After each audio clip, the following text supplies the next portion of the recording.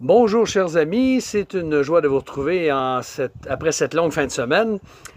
Aujourd'hui, j'aimerais faire suite à ce que nous avons regardé la semaine dernière sur une parole vivante et permanente avec une illustration, une histoire.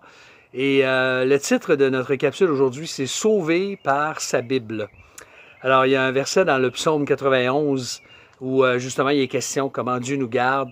Et il est dit que 1000 tombent à ton côté, 10 000 à ta droite, rien ne t'atteindra. Verset 7 du psaume 91. Alors voici l'histoire. C'est une dame qui s'appelle Grace qui raconte l'histoire de son père, qui était un soldat lors de la Première Guerre mondiale. Il s'appelait Frank Venner, britannique de 21 ans.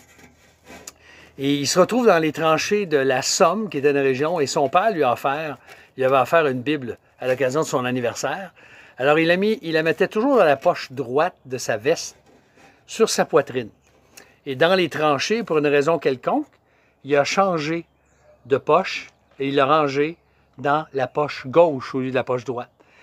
Et ensuite, il entend ensuite les paroles du psaume 91, verset 7, lui traverser l'esprit. Hein, que 1000 tombent à ton côté, 10 000 à ta droite, rien ne t'atteindra. Puis, une énorme explosion est arrivée d'obus qui a touché sa tranchée. Ses camarades autour de lui ont été tués. Et Frank est jeté par terre, son uniforme est déchiré, son casque est emporté. Il aurait dû mourir lui aussi, mais l'énorme éclat d'obus qui l'a atteint s'est enfoncé dans sa Bible, la traversant d'un bout à l'autre. Alors, on l'a conduit à l'hôpital. Par la suite, il se retrouve loin de la ligne de front pour le reste de la guerre. Et cette expérience a consolidé sa foi, a même fortifié grandement sa foi. Et on nous raconte que Frank a toujours dit que sa Bible lui a sauvé la vie. Il a senti la protection de Dieu et c'était une expérience extraordinaire.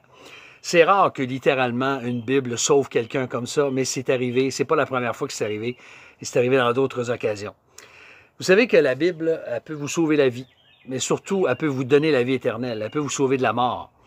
Bien sûr, pas forcément comme ce soldat l'a expérimenté, mais par le message qu'elle contient. La Bible a un message pour transformer la vie et donner le salut, la vie éternelle, le pardon de nos péchés. Et quand on la lit, quand on prend le temps de la méditer, eh bien, on découvre celui qui nous assure de sa protection. Parce que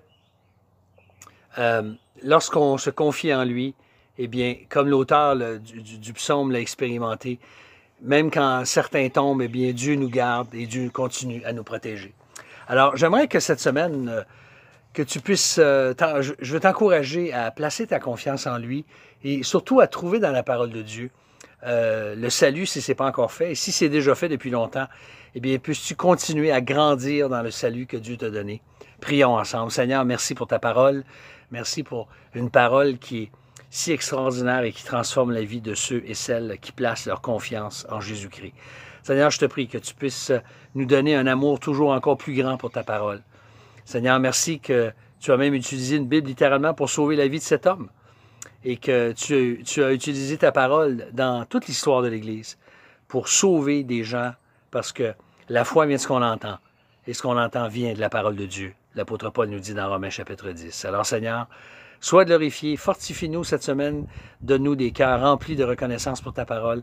Seigneur, anime le courage de ceux qui sont découragés, guéris ceux qui sont malades, relève ceux qui sont angoissés, fortifie-les, Seigneur, console ceux qui sont dans le deuil et apporte la grâce à chacun comme nous en avons tous besoin, parce que nous te le demandons au nom précieux de Jésus. Amen. Amen. Je vous retrouve bientôt pour une autre capsule et on va reprendre une autre série un petit peu plus tard. Alors, bonne journée, que Dieu vous garde.